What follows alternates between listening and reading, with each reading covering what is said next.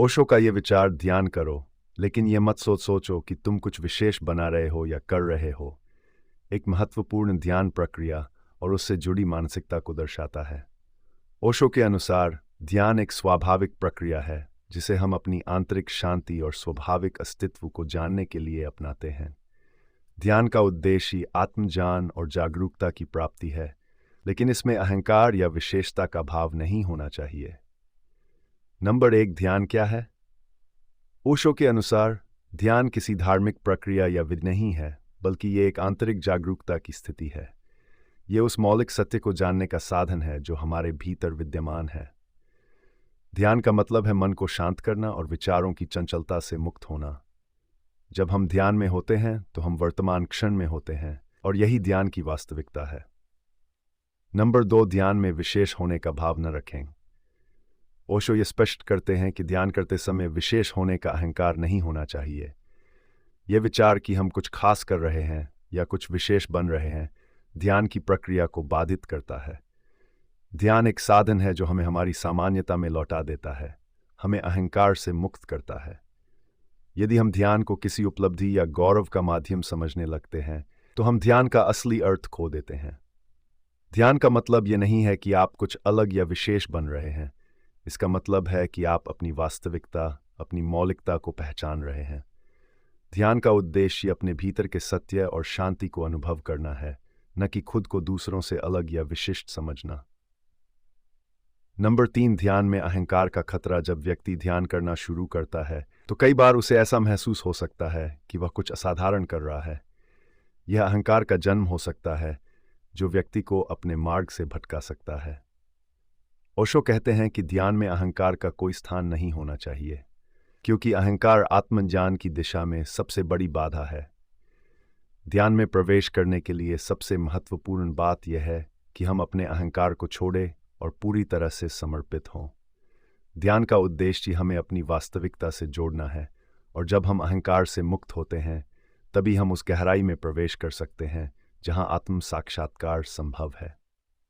Number 4, ध्यान एक स्वाभाविक प्रक्रिया है। ओशो के अनुसार ध्यान कोई कठिन साधना या तपस्या नहीं है।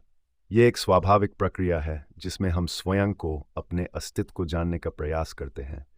ध्यान का अनुभव ऐसा होना चाहिए जैसे हम स्वाभाविक रूप से सांस लेते हैं, चलते हैं या कोई साधारण काम करते हैं।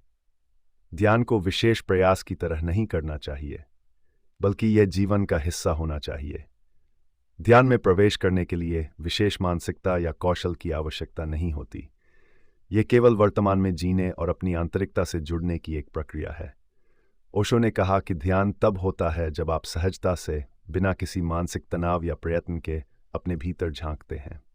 नंबर 5, ध्यान और साधारणता का महत्व। ओशो ने साधारणता को ध्यान की सबसे बड़ी विशेषता माना है। वे कहते हैं कि ध्यान हमें हमारी साधारणता में लौटाता है। ध्यान का असली अर्थ है कि हम उस सामान्य अवस्था में पहुंच जाएं जहां अहंकार, महत्वाकांक्षा और विशेष होने की चाहत नहीं होती। ये स्थिति वही है जिसमें हम अपने अस्तित्व के मूल स्वभाव को पहचानते हैं। जब हम ध्यान करते हैं तो हमें यह महसूस होना चाहिए कि हम कोई विशेष काम नहीं कर रहे हैं। ध्यान हमें अपनी साधारणता में वापस लाता है, जहां हम प्रकृति के साथ एकाकार होते हैं और हमारे भीतर की शांति और संतुलन को अनुभव करते हैं।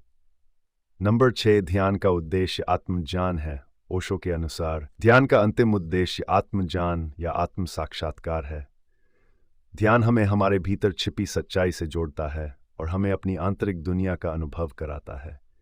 लेकिन यह आत्मज्ञान तभी संभव है जब हम इसे अहंकार और विशेषता से मुक्त होकर अपनाते हैं।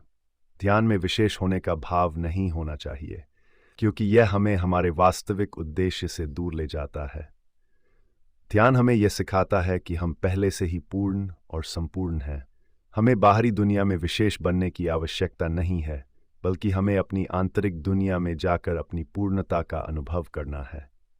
ध्यान हमें अपनी मौलिकता से जोड़ता है, जहां हम विशेष नहीं बल्कि साधारण होते हैं।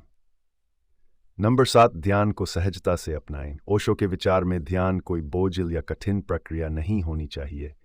ध्यान को सहजता से अपनाना चाहिए, जैसे आप किसी सामान्य क्रिया को करते हैं। ध्यान का अभ्यास किसी विशेष प्रयास या तकनीक की मांग नहीं करता। यह केवल अपने मन को शांत करने और वर्तमान क्षण में जीने का एक साधन है।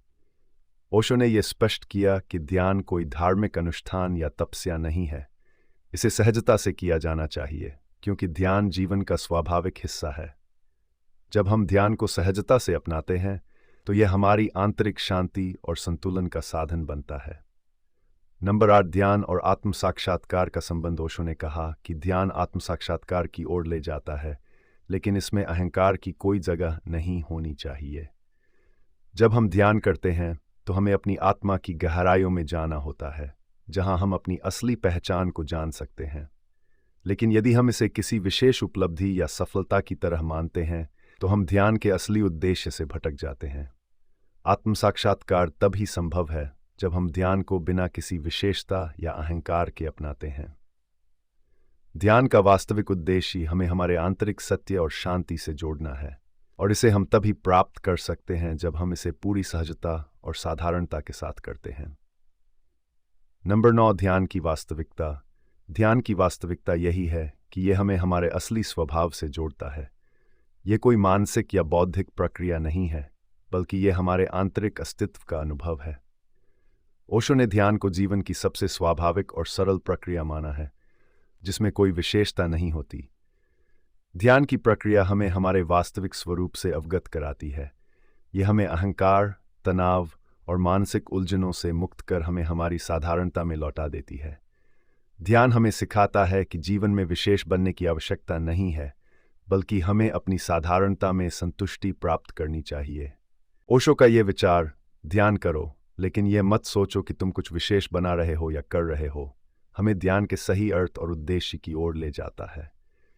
ध्यान का मतलब विशेषता, अहंकार या उपलब्धि नहीं है, बल्कि यह हमें हमारी आंतरिक शांति और सत्य से जोड़ता है। ध्यान का सही रूप वह है जिसमें हम स्वयं को साधारण और सहज मानते हैं और अपने अस्तित्व की गहराई को अनुभव करते हैं।